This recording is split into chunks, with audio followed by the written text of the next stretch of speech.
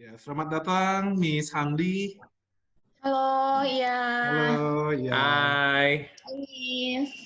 Halo, Oke, Miss Dini. Bu Dini. Bu Dini. Halo. hai Han. Oke, hai. Oke, kalau gitu biar kita hemat waktu karena kita cuma punya sesinya 40 menit. Jadi Ya, mungkin saya akan record ini dan saya akan langsung serahkan ke Pak Yosehan ya. Sebelumnya ya terima oke. kasih dulu ke Bu Dini dan Bu Handi juga Pak Yosehan ya sudah bersedia untuk ikut dalam sesi podcast ini. Jadi Oke, langsung saja waktu dan tempat Pak Yosehan dipersilakan. oke. Selamat siang, selamat datang di Suci School Online Talk Show hari ini. Hari ini saya Yosehan, selaku Head of Counseling di Suci School, akan menjadi host dan moderator untuk acara ini. Talk show ini akan kita laksanakan sekitar 30 menit, dan nanti akan kita posting di sosial media di Suci School. Topik yang akan dibahas pada hari ini adalah role model di rumah bagi si buah hati. Nah, untuk kali ini, saya sudah ditemani oleh dua orang ibu luar biasa. Ya, saya akan perkenalkan dulu yang pertama. Narasumber pertama kita yaitu Ibu Hanli. Ya, Ibu Hanli Mulani ini adalah, Halo. ya Ibu Hanli itu seorang ibu dari dua orang anak, putra dan putri juga ya Bu ya. Ya, Ya, dan beliau ini adalah pendiri dan psikolog di Sahabat Orang Tua dan Anak yang memberikan pelayanan konseling, terapi, pelatihan kepada orang tua dan sekolah secara rutin. Termasuk salah satunya Seci School ya Bu ya. ya, terima kasih sudah dipercaya. Terima kasih sudah mengajar kami. Nah, berbagai sertifikasi dan konferensi internasional sudah pernah Ibu Handi hadiri dan juga bahkan menjadi pembicara di beberapa event internasional dan juga sekolah internasional Bu ya, kalau nggak salah ya. Di sekolah Ya, internasional pernah jadi pengajar juga. Nah, Ibu Handi ini juga seorang penulis aktif yang menuliskan dua buku yang saya juga suka tuh bacanya, How to Deal with Your Child, itu banyak tips praktis ya untuk menghadapi anak, dan juga Why Children Bully. Ya, yang ini sekolah juga banyak pakai untuk menghadapi anak-anak kalau bully gitu ya Bu ya.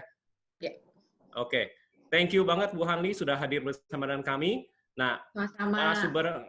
narasumber kedua kami ya adalah Ibu Dini Caroline. Ya, selamat datang Bu Dini Caroline. Halo. Thank you Ibu Dini ini Ya, ibu dari dua orang anak, putra putri juga ya Bu ya. Iya, benar.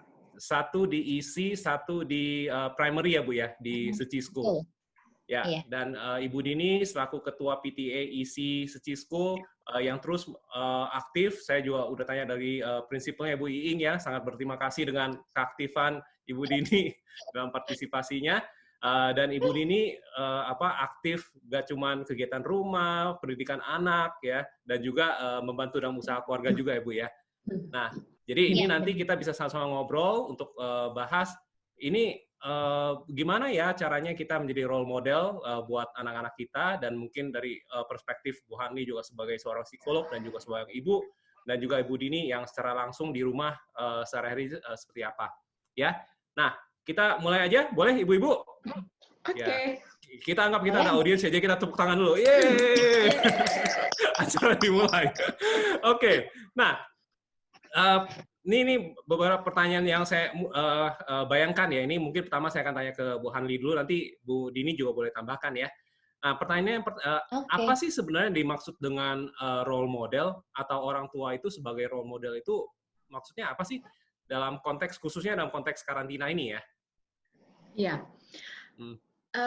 teorinya sederhana, implementasinya ya harus diusahakan terus-menerus. Ya, role model menjadi contoh ya.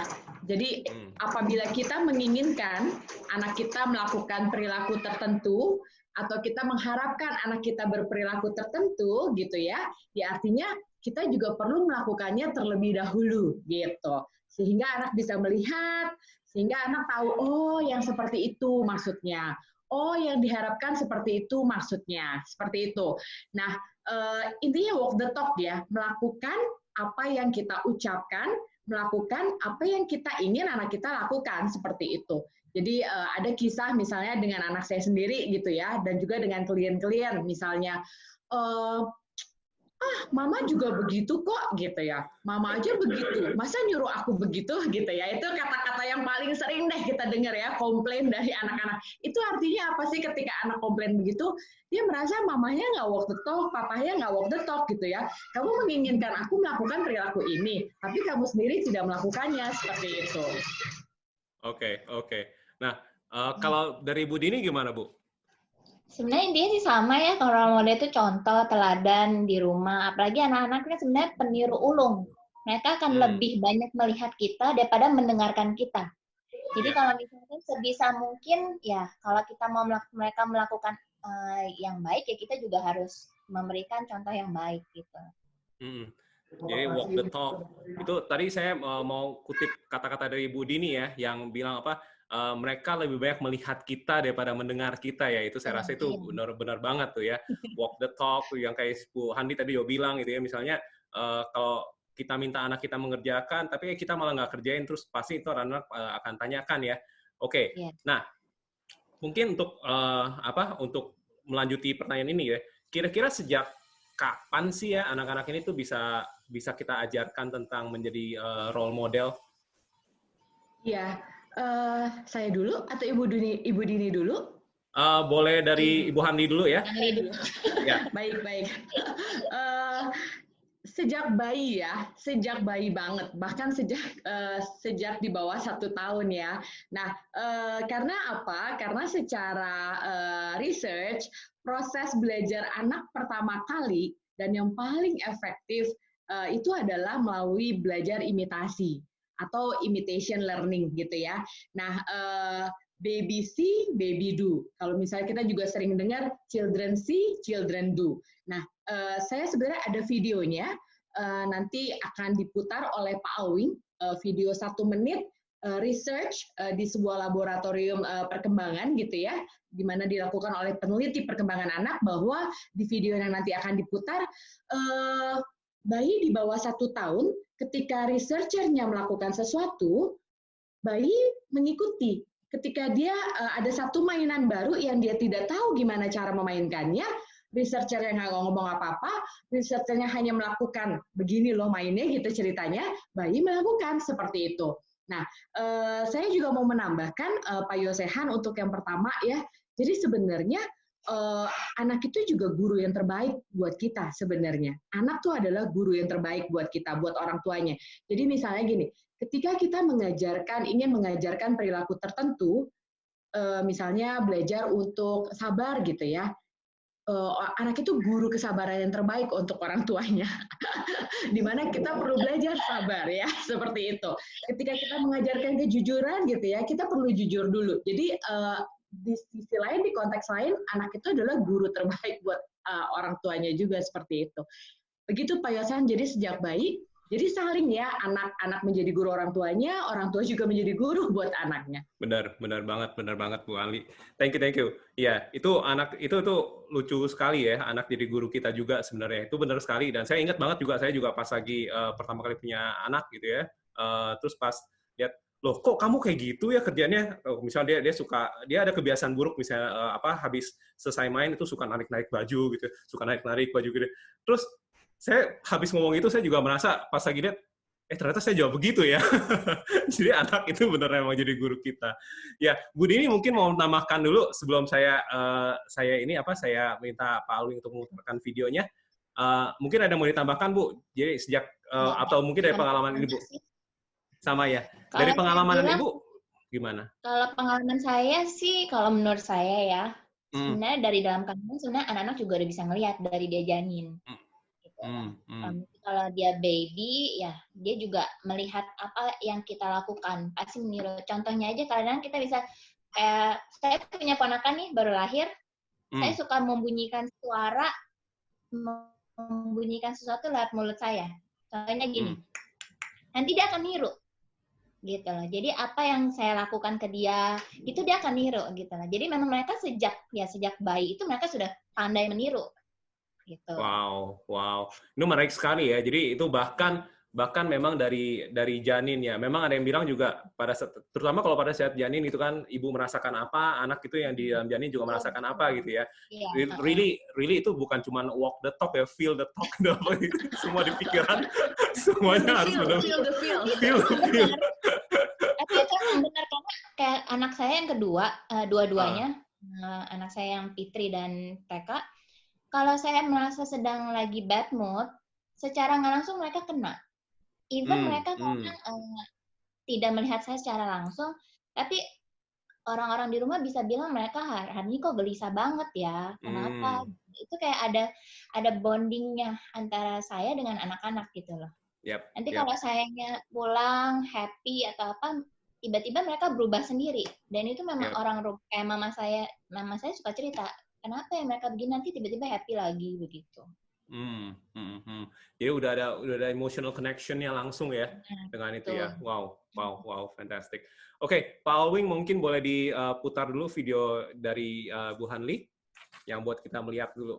Oke, baik, sebentar.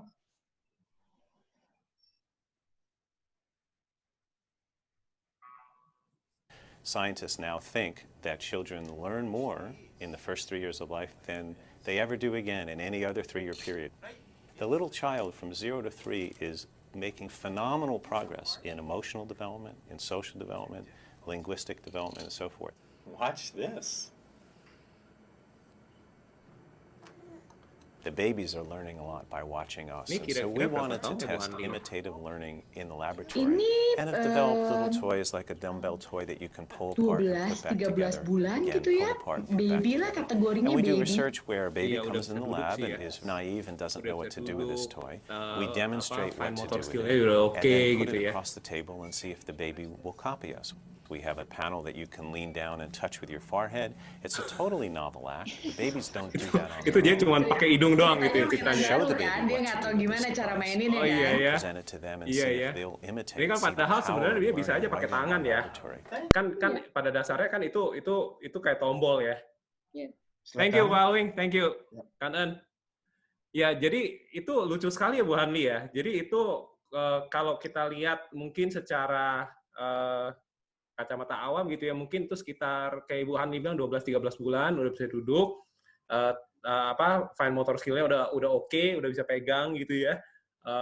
Jadi udah bisa berinteraksi dengan orang dan itu memang nggak usah ngomong apa-apa gitu ya. Itu yang saya amazed banget tuh yang terakhir sih.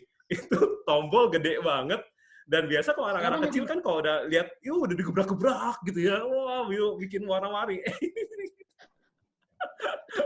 Waduh, dan yang kecilnya itu juga ya kan sebenarnya itu bisa aja yang kecilnya itu tadi misalnya kayak pen dia cocokin kayak gitu, tapi kan dia bisa aja kayak gitu loh, diapain gitu ya, terus saya tuh berasa kayak kalau anak-anak tuh biasa sukanya ketok-ketok gitu ya, karena kan excitement untuk mendengarkan suaranya ya. Ini amazing sekali ya. Ya memang kita kelihatan tadi kita udah ngobrol juga ya sama Bu Nini bahkan dari bayi ya. Wah, amazing banget nih. Berarti makanya kenapa saya rasa dalam pembahasan ini role model itu sangat penting ya.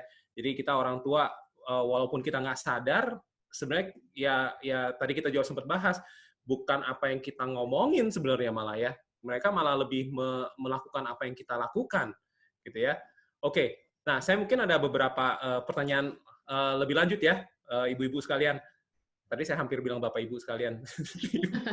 Yang bapak tuh yang mama. Oke. Nah, mungkin ini lebih ke praktis kali ya. Saya mungkin mau coba tanya nanti ke Ibu Dini dulu. Jadi dalam praktis di rumah itu seperti apa? Apa sih yang bisa dilakukan oleh orang tua untuk bisa jadi role model? Jadi yang biasa Ibu lakukan gitu ya kalau di rumah ke anak-anak ini sehingga anak-anak itu bisa jadi role model. Biasanya apa sih yang Ibu kerjakan? Sebenarnya kalau sebenarnya jadi orang tua, kita pasti punya role model kita sendiri. Contohnya orang tua kita dulu. Biasanya itu yang akan role model tahap pertama yang biasanya kita tunjukkan ke anak-anak. Kayak misalkan kalau mama saya suka bilang, makan harus di meja makan. Anak-anak tidak boleh lari-larian. Kita yang terapin itu lebih awal ke anak-anak. Makan, kamu duduk, nggak bicara apa-apa, tapi makannya cepat. Gitu loh. Tapi perbedaan zaman yang sekarang, di meja makan itu kita ngumpul dan ngobrol. Itu jadi ada perbedaan waktu lagi gitu loh. Jadi kalau mama saya dulu bilang waktu makan tidak boleh bicara, ke anak-anak kita malah lebih ngobrol, lebih ada bondingnya karena kan mereka udah seharian sekolah. Itu sih awal role modelnya. Pertama kali pasti kita ada role model kita sendiri, orang tua kita sendiri. Habis itu kita lebih banyak belajar. Mungkin kayak seperti sekarang kita lebih banyak untuk yang baca parenting book segala macam. Jadi ada perubahan lagi. Menurut saya sih itu. Gitu. Oke. Bu Hanli, saya ingat di buku Ibu yang pertama itu sempat membahas mengenai ini ya, bahwa kita apa yang kita pelajarin dari orang tua kita itu kan memang ilmu parenting dari generasi. Nah, kalau kayak Ibu Dini kan sudah ada kesannya ada evolusi dari ilmu parenting ya gitu ya. Nah, jadi penerapannya gimana Bu Hanli ya? Mungkin bisa ceritakan sedikit gitu.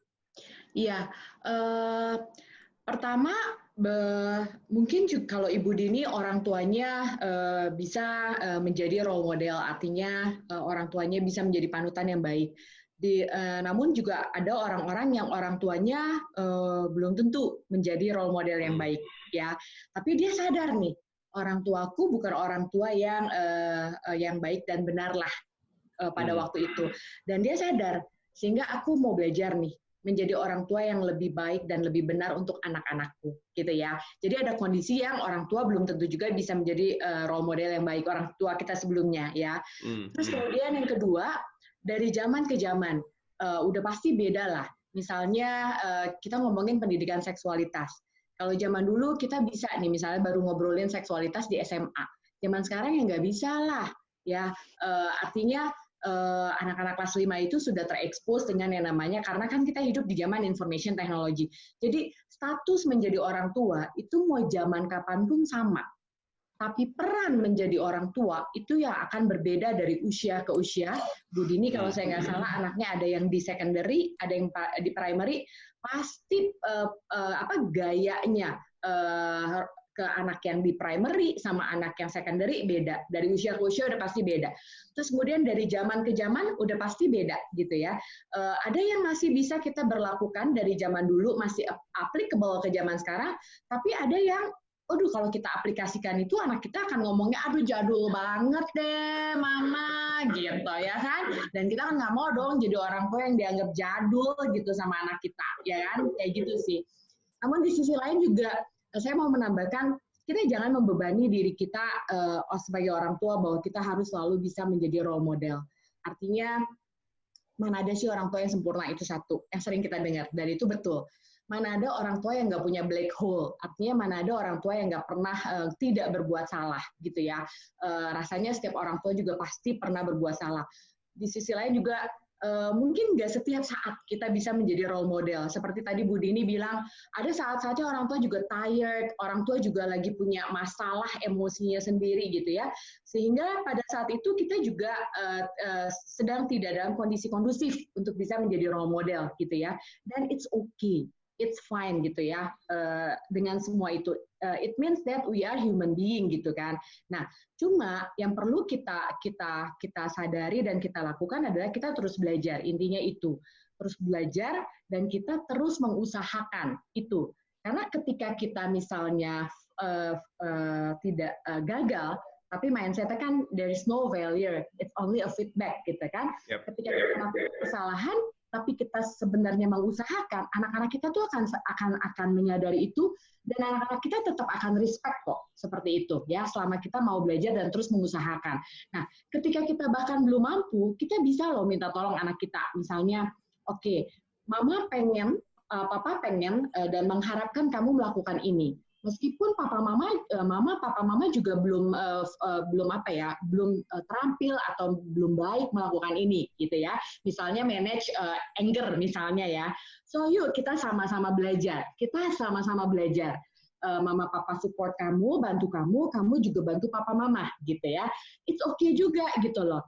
Malah kalau misal orang tua tidak tampil selalu menjadi orang tua yang jaim, tidak selalu tampil menjadi orang tua yang wah selalu benar gitu ya, selalu perfect, anak malah respect gitu loh, anak malah bisa dekat gitu ya, anak malah respect karena orang tua dia tidak melihat orang tuanya seperti dewa turun seperti makhluk luar biasa turun dari langit yang nggak pernah salah gitu loh maksudnya. Jadi so it's okay, be genuine aja gitu. Yang penting adalah terus belajar dan terus berproses bersama-sama dengan anak itu sih. Oke. Thank you banget Bu Hani. Itu jadi kalau misalnya saya ambil kata kuncinya itu be genuine ya.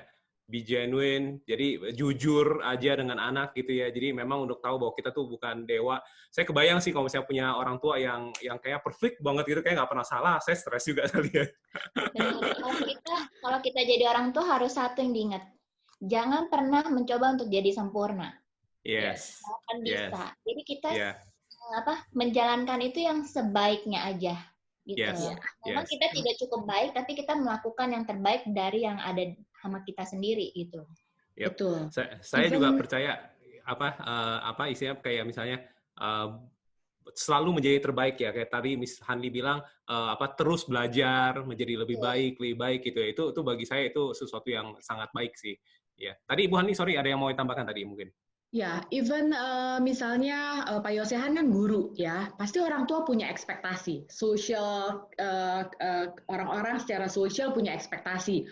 Wah, Pak Yosehan guru nih, konselor nih, harusnya anaknya bener nih, gitu. Harusnya anaknya pinter nih, gitu kan? Pasti ada lah ekspektasi sosial. Saya juga, Bu Hanli nih psikolog anak nih, nulis buku parenting nih, dan orang-orang punya ekspektasi. Tapi saya nggak mau membebani diri saya dengan itu. Saya juga tidak pernah mau membebani anak-anak saya dengan itu. Karena mindset saya adalah, ya tadi yang saya sampaikan tadi, intinya adalah saya terus belajar, berproses, dan saya mengajar karena saya sebelumnya belajar, gitu. Yes. Membagikan ilmu sama-sama, Bu ya. Iya, Kak, saya juga pernah hadir satu seminar gitu ya, salah satu pembicaranya juga bilang dia pernah melakukan kesalahan pada saat karena dia juga konselor, dia juga pembicara di parenting seminar. Terus dia pernah cerita dan dia bilang saya pernah juga marah dengan anak saya itu. Oh, kamu nih ya bikin mama malu aja gitu. Jadi kan kesannya gitu ya, jadi kita bukan demi anak, malah jadi demi kita sendiri ya, Bu ya. Yes. Benar banget. Itu nggak pernah mau saya ucapkan itu. Yes. Oke. Jaga mulut. Oke. Next question. Kita mulai ini makin panas nih ya. Cuma kita running out of time. Nah, pertanyaan berikutnya. Ini bagaimana sih orang tua bisa menjadi role model bagi yang baru belajar ya? Jadi kita mungkin ada orang tua yang mendengarkan talk show ini, ada yang oh iya ya, baru mau mulai nih. Ya, kita mau mulai dari mana? Terus kalau bagi orang tua yang udah mulai, ya apa sih yang perlu kita lakukan untuk membuatnya? Kan tadi kita bilang terus belajar, bagaimana membuat itu terus belajar dan lebih baik gitu ya. Saya kayak tadi lagi saya mulai dari Bu Dini dulu ya. Bu Dini dulu mungkin cerita ini, nanti baru kita ke Bu Hanli. Ini saya flashback waktu pertama kali baru punya putri saya, yang Fitri sekarang. Waktu itu bingung nih, pas dia udah lahir. Bisa nggak ya jadi mami? Bisa nggak ya jadi orang tua yang baik gitu? Banyak banget pertanyaan sampai setiap malam itu saya, dulu zamannya Twitter waktu anak saya yang pertama lahir. Twitter di situ banyak banget soal parenting. Kan banyak ya psikolog-psikolog yang dulu nge-tweet. Saya setiap malam ngikutin tuh. Oke, dari psikolog yang satu ke psikolog yang kedua, ke psikolog yang ketiga, belum lagi baca buku yang banyak banget saya, karena memang basically saya suka baca. Jadi pas waktu anak saya lahir, saya baca nih tentang parenting, belum lagi saya ASI kan, terus gimana manage perasaan saya, feeling saya, supaya nggak ada tertekan segala macam. Akhirnya saya baca. Dalam satu kesimpulan adalah, saya berpikiran seperti ini. Banyak sekali yang saya baca, tapi belum tentu itu semua cocok ke saya. Karena dari dulu, saya juga punya role model saya sendiri. Akhirnya saya mix antara role model saya, yaitu orang tua saya sendiri, dan yang saya baca. Jadi saya gabungin itu semua. Saya coba, jujur ngomong, saya terapin satu-satu. Oh, yang ini nggak bisa nih, nggak cocok ke anak saya nih. Akhirnya saya coba lagi yang kedua. Oh, ternyata begini metodenya. Yang cocok ke dia ini. Gitu. Pada saat putra saya lahir, berbeda lagi. Saya harus lebih banyak lagi belajar gitu loh. Karena metode yang saya pakai untuk cicinya tidak bisa diterapkan ke adiknya. Gitu loh. Jadi untuk yang baru belajar ya tetap aja memang harus belajar lagi, tapi dia tetap pasti punya role model mereka sendiri. Entah itu dari inner circle-nya, keluarga dia sendiri, mungkin dari mamanya, atau mungkin dari siblingsnya yang memang sudah menikah, akhirnya jadi parents, atau dari teman-teman sosial mereka yang memang sehari-hari bisa sharing, bisa curhat gitu. Nah, dengan sampai sekarang saya pun, seumuran saya segini, saya masih tetap belajar. Saya ngikutin artikel-artikel para motivator parenting, coaching, belum lagi psikolog yang lain, baca buku, tetap harus banyak belajar. Jadi kita nggak akan bisa berhenti. Karena anak-anak kita belum selesai nih belajarnya. Jadi kita juga nggak boleh stop. Gitu. Karena makin lama, makin tahun, makin kesini kan anak-anak juga makin pintar. Gitu. Jadi kita juga nggak boleh kalah nih. Apalagi sebentar lagi anak saya juga udah mau masuk preteen ya. Saya juga udah harus mikir-mikir, nyari-nyari lagi apa yang cocok gini. Karena untuk yang anak sekarang Fitri ini udah SD kelas 3, pemikiran mereka jauh lebih tajam. Yes. Mengkritisi sesuatu juga lebih dalam. Kita juga nggak bisa, ya pokoknya udahlah kamu ikutin mami aja, begini pasti benar. Nggak bisa, mereka akan nanya lagi. Mami nggak bisa begini, nanti akhirnya begini. Jadi kita juga harus ngikutin prosesnya, mau nggak mau. Oke. Thank you, Bu. Nih, jadi kalau saya lihat dari Bu Dini, berarti pertama role model, dan dari role model itu terus dicocokkan dengan informasi-informasi yang Ibu Dini dapat dari buku, dari seminar, dari coaching apa segala gitu ya, Bu ya? Kurang lebih ya. Oke, baik. Bu Hani, gimana kira-kira, Bu? Ya, ada satu buku yang menarik, judulnya Parenting Without Borders. Ya, Parenting Without Borders.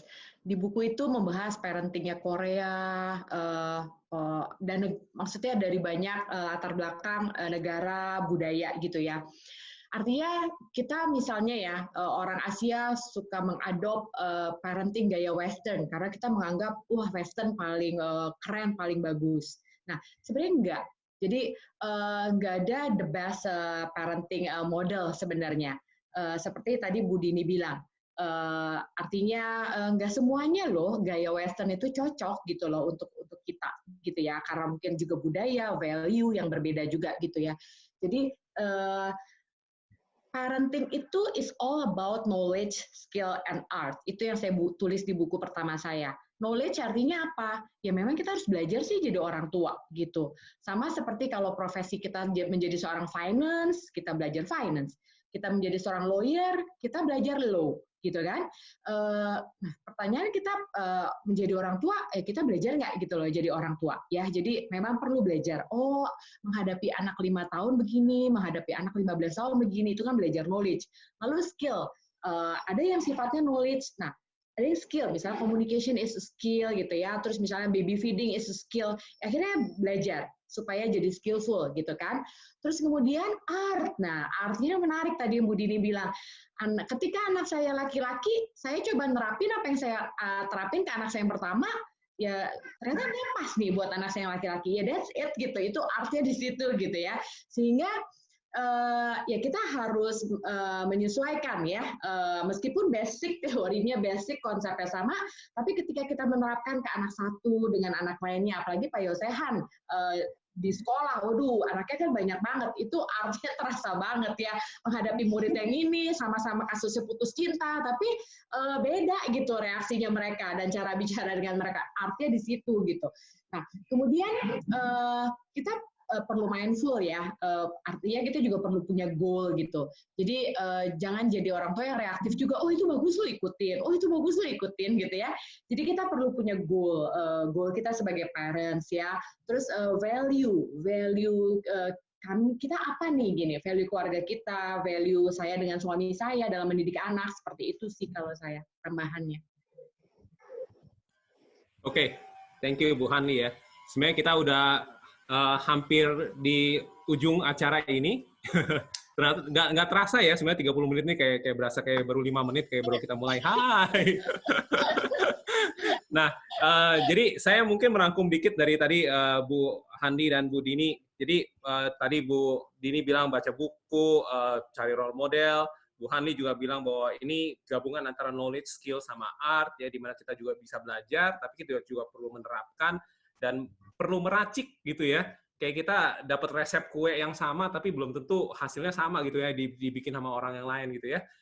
Jadi itu gabungan itu semua ya. Nah, untuk merangkum ini, Bu Dini dan Bu Hanli, mungkin ada yang mau ditambahkan sebelum kita menutup ini? Bu Hanli deh. Udah Bu Hanli udah ya? Oke, Bu Dini mungkin ada yang mau dirangkum sebelum saya tutup? Nggak ada. Oke, saya yang rangkum kalau gitu. Itu kan tugasnya host. Iya, itu tugasnya host. Gimana sih? Oke, nah jadi saya akan coba rangkum ya. Tadi kita di awal-awal kita ngobrol tentang apa sih itu role model. Jadi tadi udah dari Bu Dini dan Bu Hanli bilang itu kita walk the talk, kita anak-anak kita dia peniru yang ulung. Dia melihat dan melakukan apa yang mereka lihat, bukan yang melalui apa yang mereka dengar, gitu ya.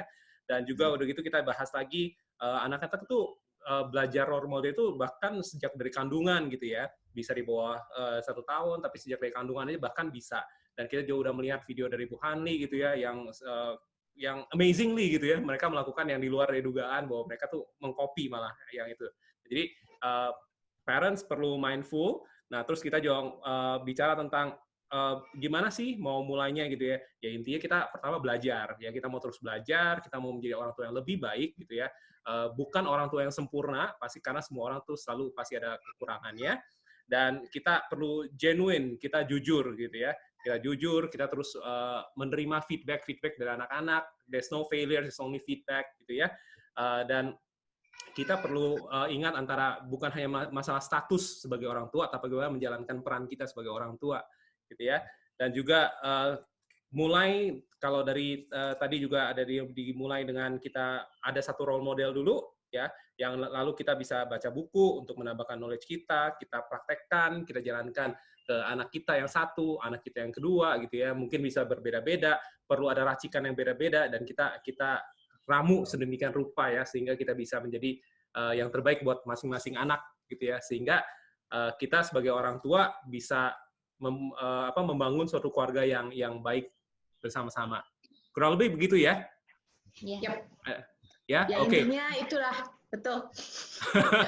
Dapat nilai 100?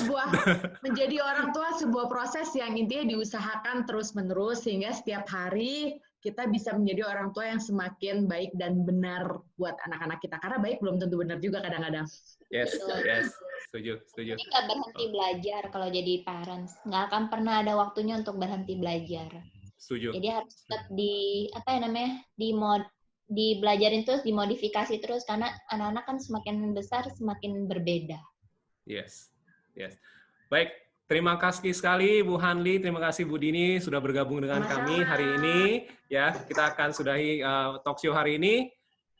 Untuk semua yang mengikuti, kanan semua.